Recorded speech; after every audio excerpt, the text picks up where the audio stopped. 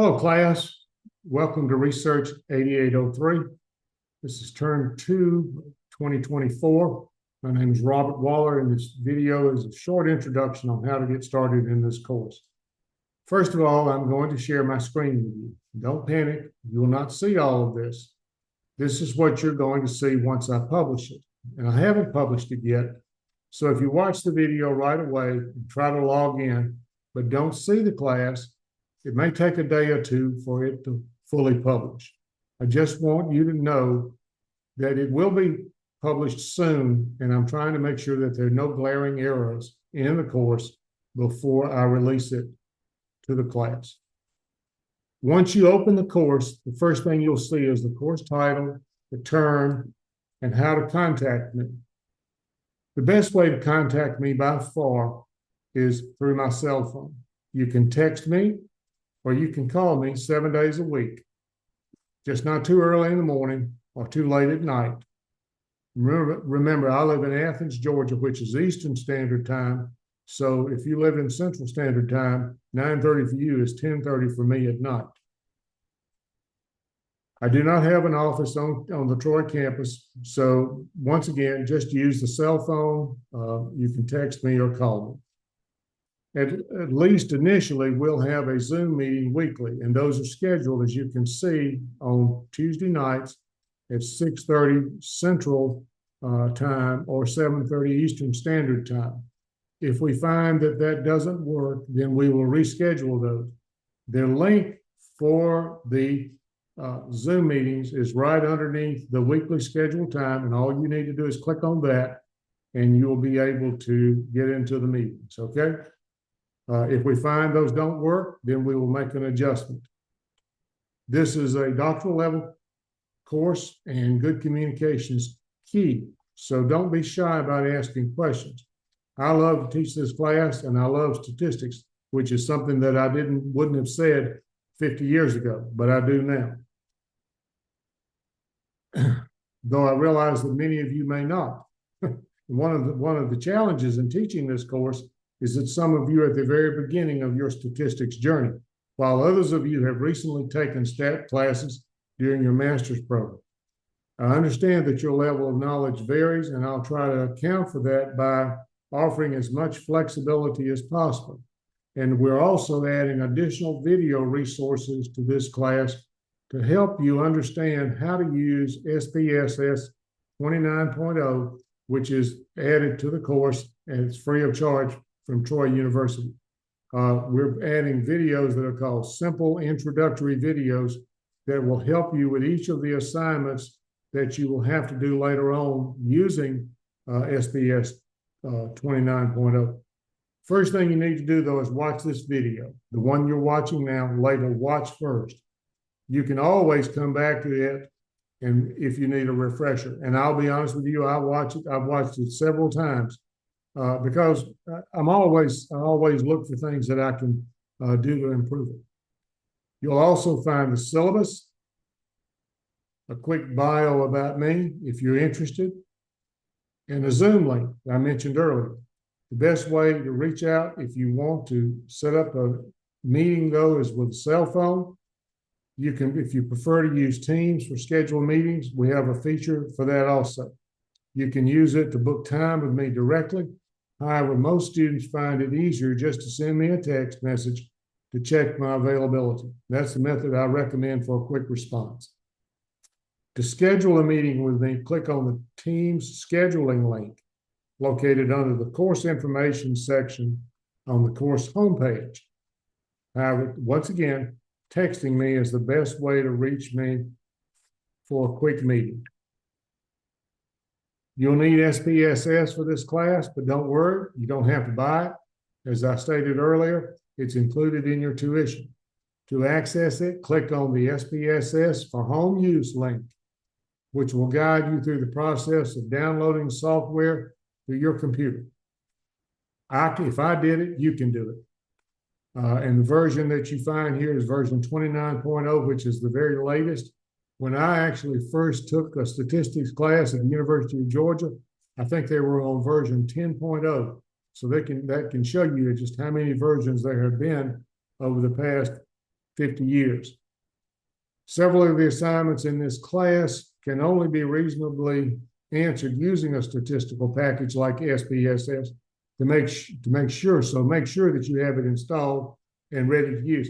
That's another reason that we are doing the simple videos on how to use SPSS for the statistical treatments that you're going to encounter in this class, like a one sample t-test or an independent samples t-test or a one-way ANOVA or a two-way ANOVA, and you will find that those videos are pitched at the level of someone who has never seen SPSS before, and if you'll find it extremely helpful.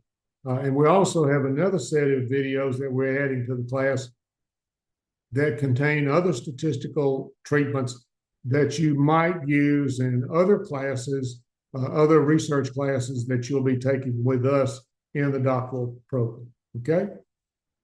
Now, under the recommended video section, or excellent video section, you'll find a series of videos that I ran across that I think you'll enjoy.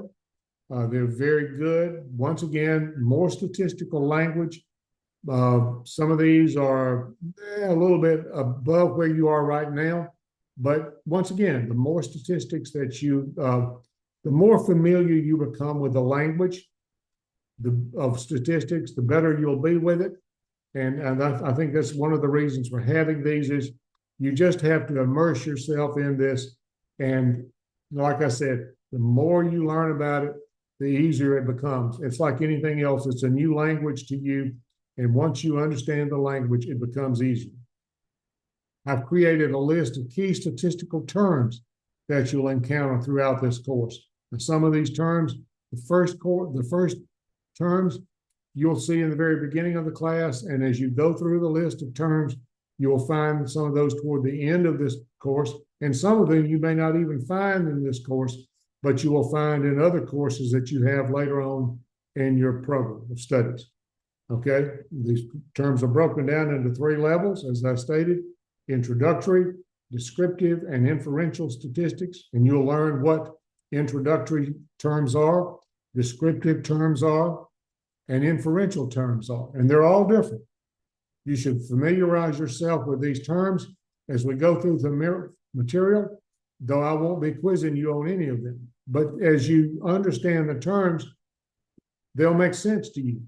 You know, I download a copy, and I have a copy that I keep with me all the time. Scroll to the key course resources section. On the home page, and click on the statistical terms document. The terms are organized by level, once again, introductory, descriptive, and inferential, and you can refer to them as needed. There's also a course outline that provides a visual representation of the course's structure. I don't think it's 100% perfect in terms of detailing everything that we'll cover in this class, but it gives you a good idea of the major topics and the flow of the course. Once again, I would print off a copy of this because I think I like to look at it on a computer screen, but I still think it's a good idea to have a printed copy. I like that. Maybe y'all of you are younger than I am. I just like to have a paper in hand. On the home page, click on the course outline. And under the course overview section, the course outline. This will give you another visual representation of the course and the major topics that we will cover. Now let's talk about the resources. You don't need to purchase a book for this course. I've provided one for you with plenty of notes, videos, and other materials. However, if you prefer to have a book, I found 2 free online textbooks. One linked to an online stat book from Rice University, which I think is wonderfully written. I recommend it using the web version, which breaks down chapters and includes activities. From the course resources section, click on the online stat book link to access the free textbook from Rice University. This will open a web version of the textbook that's organized by chapters. And as we progress through the class, you'll encounter a confusion matrix for type 1 and type 2 errors. Now, and I'll tell you, when you first get started, you won't know what a type 1 or a type 2 error are. Either one of them, you'll think, well, what is a type 1 or a type 2 error? But this, we all have to learn. I mean, I didn't know what a type 1 or a type 2 error was 50 years ago either. So we all learn. And then it starts to make sense for you. This stuff will all start to fit together as you have time and the more time you spend in the course. I've also put together a list of common statistical tests. And these tests are most likely the ones that you'll most likely encounter while working on your dissertation, especially if you're conducting a mixed model or mixed methods or a quantitative study. Additionally, I've added guides to help report statistical tests, because one of the things that you learn is you have to learn is how in chapter 5 or chapter 4, you have to know how to do a write-up and how to put this on paper as to what you found when you analyze the data. So this is something, and it's all done in APA format.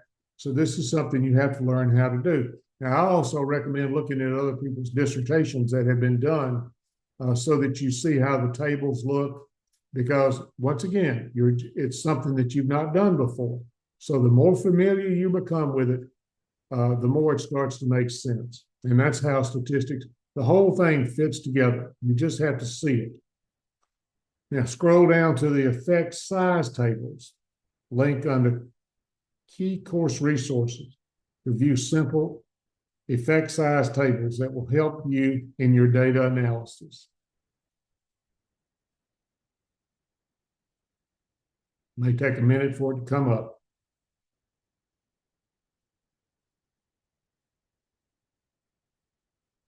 It's taking a little bit for mine to come up.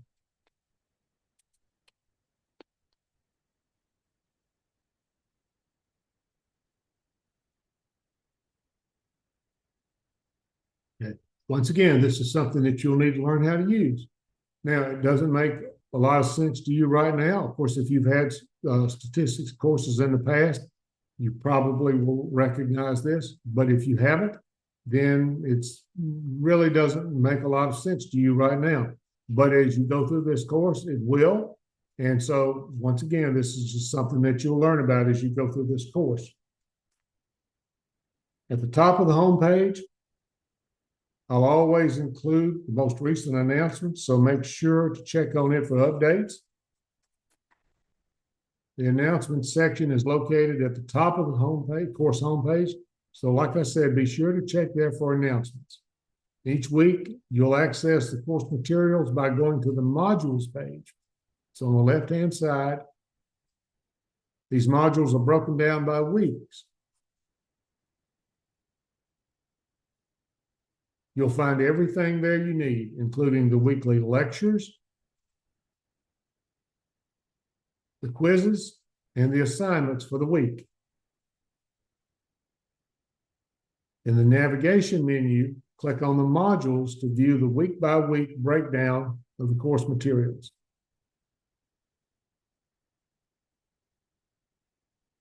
As we progress, you'll see the Zoom meeting recordings posted in the modules under the weekly meetings.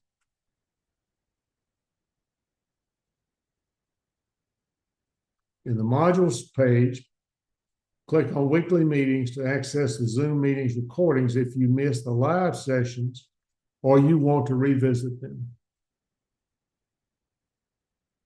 Okay? And at the bottom of the modules page, you'll find a comprehensive list of additional resources. And I'm going to add, I've got a document that I've put together on quantitative research that I'm going to add to this or whatever that it may be of help to you. I hope it is. I think, once again, the more resources that you have, everything helps. So I'll add that. It'll just be Waller notes on quantitative research, and you'll find it there when I add it, probably later on this week. So once again, the more resources you have, the better off you are. Each week, you'll see the date, the topic, learning objectives and notes, and PowerPoints, with my recorded lectures and quizzes. I've also included videos where I'll walk you through some of the actual quiz and exam questions that you might encounter. Once again, I don't believe in having secrets, and I don't believe in quizzes should be something that you have no idea what's on them. It's almost like a gotcha game. I believe in your knowing what's expected of you, and all you have to do is learn the material. They're definitely worth watching, and as I go question by question, explaining the correct answers. In the week one module, you'll find the lecture notes, PowerPoint presentations with audio recordings. You'll also see a link to sample quiz questions, where I'll walk you through the types of questions that you might see on the quizzes and the final exam, because the final exam will be drawn directly from the quiz questions. Each week also includes a quiz, and you take the quizzes as many times as you like, and they are untimed. The only score that you have, the only score that will be recorded is your highest score. These quizzes are meant to help you prepare for the comprehensive final exam, as all of the questions on the comprehensive exam are pulled from this same question bank.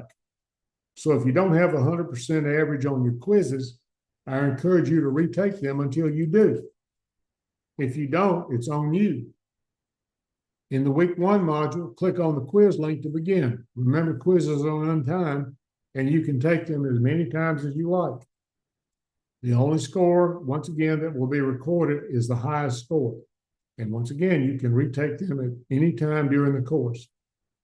Each quiz has a due date to help you stay on track. For example, the first quiz is due on October the 20th of 2024, but you can take it anytime after that date with no penalty. I recommend completing the quizzes on time to keep up with the course material. However, all quizzes will remain open until the end of the term, so you can go back and retake them for practice at any time. Under week one, click on the quiz link. The due date, as I stated earlier, is October the 20th of 2024. You can take it and retake it at any point during the course. The final exam is comprehensive in nature, meaning it covers all of the material from all of the quizzes from the beginning of the course.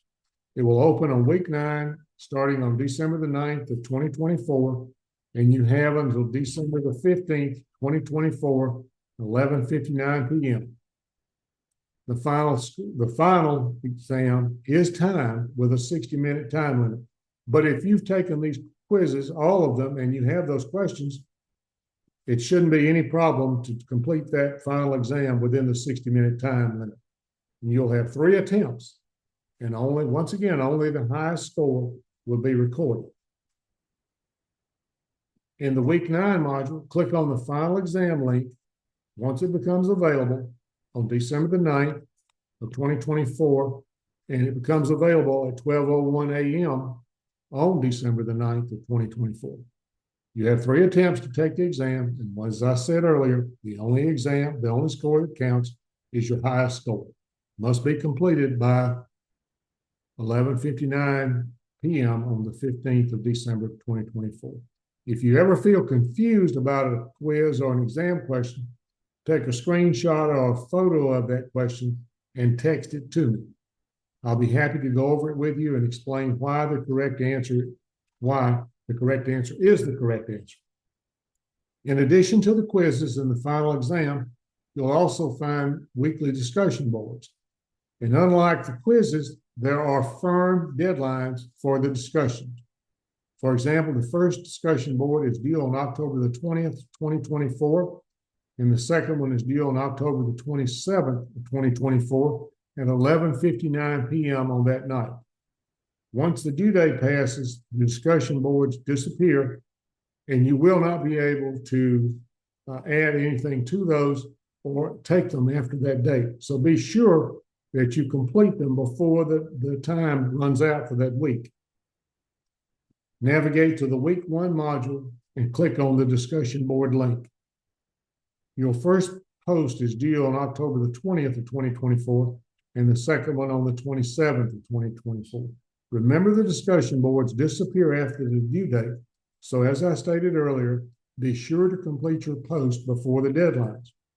For the discussion boards, I don't require any formal citations or references, though you're welcome to include them if you like.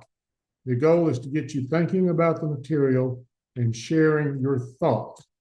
As long as you give a good faith effort and avoid copying and pasting or using any AI tools, you'll receive full credit for your posting. And I think you'll like the discussion boards. Once again, it's all to get you to think about statistics and about things that you probably have not thought about before. So take your time, do your research, and give me a good posting on it. I think you'll enjoy those. Each week also includes recommended videos. These are optional, but they're a great resource if you want to dive deeper into the topics we cover. While I don't quiz you on the content of these videos, they can help reinforce the material and give you a little bit different perspective on these topics. So take your time and watch them, And if you run across anything that you think is really interesting that might add to the discussion, a video or whatever, send me an email or call me or whatever, and let's say I may add it to the course, because I'm always looking for new materials to make this a better course. That's the goal. That should always be our goal, is to make it better when it's over. In the week 1 module, click on the recommended video section. These videos are optional, but as I stated, they help give you a better understanding or a deeper understanding of the material. Now, let's talk about the results section. The results sections are shorter assignments where you will write up your findings based on the data analysis that we'll be covering for that period of time.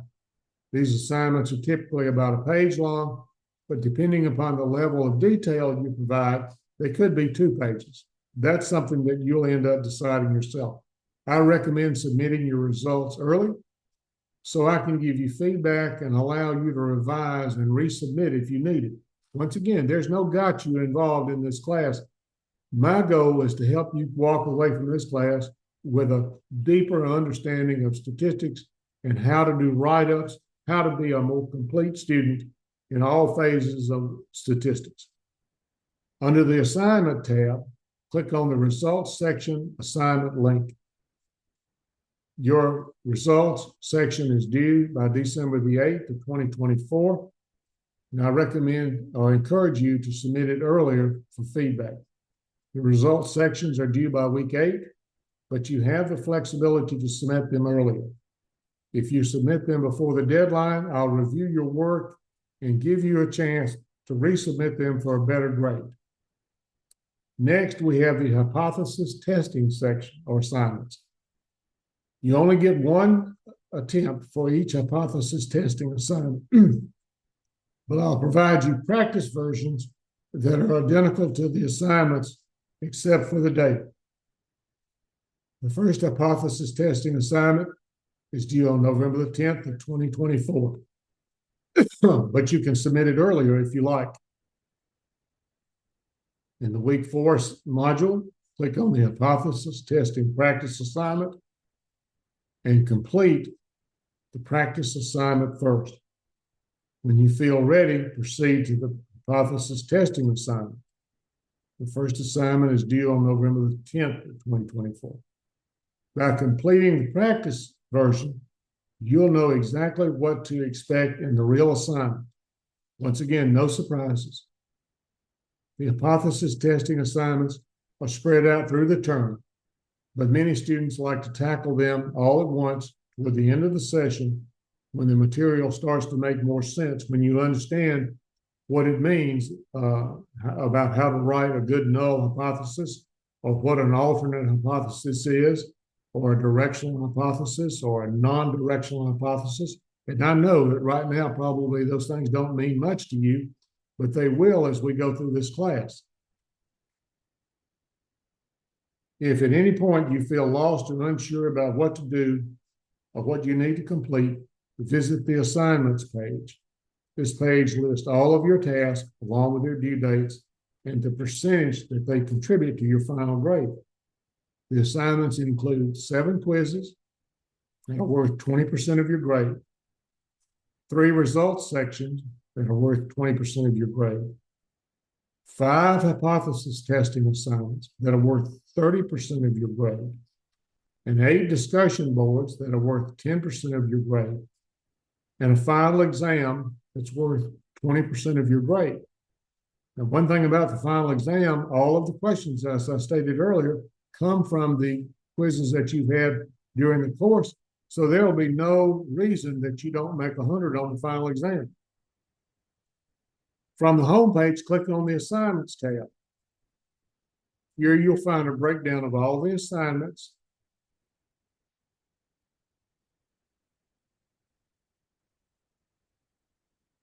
Their due dates, and the contribution to your final grade. The assignments page is a great tool to help you stay on track. Remember that while you have flexibility with the quizzes and the hypothesis testing assignments, only the discussion boards have deadlines, and they will disappear after the due date. So please stay up to date with the discussion boards. If you get off to a slow start, don't worry. There's still plenty of time to catch up. First few weeks cover introductory statistics.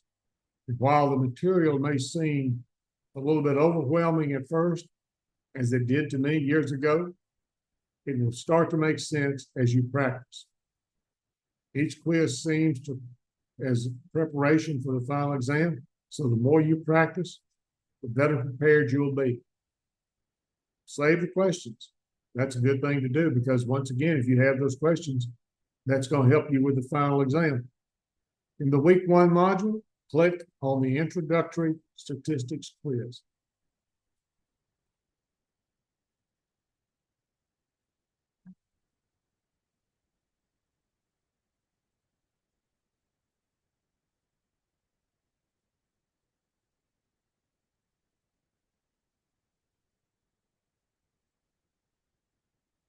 Remember, you can retake this quiz as many times as you like. It will remain open throughout the term. Lastly, as we wrap up the course, the final exam will open, as I stated earlier, on the 9th of December, 12:01 a.m. and remain available until 11:59 p.m. On December the 15th. I hope you don't wait until 11:59 p.m. on the 15th to take the final exam. The final exam is timed. Once again, it has 60 minutes, and you'll have 3 attempts to complete it. Once again, as stated earlier, you'll have only the highest score will be recorded. In the week 9 module, click on the final exam link. Once it becomes available on the 9th, complete the exam before the 15th, and remember, you have 3 times to take that exam. My strongest piece of advice is for you to stay in contact with me. If you're ever unsure about anything, reach out. Whether it's a question about a quiz, the hypothesis testing assignments, or the final exam, I'm here to help you succeed. Just as I had a statistics professor in 1980 at the University of Georgia that I still remember to this day that helped me succeed with my first introduction to statistics class at that time. The more we communicate, the better you'll do in this course. And my goal is to help you get through this course. And before it's over, begin to see how statistics works and how important it is for you as you move forward in your doctoral program. Good luck, and I look forward to seeing you in our first Zoom meeting, which will be held on October the 15th of 2024 at 6:30 p.m. Central Standard Time. Thank you, and let's have fun in this class. Goodbye.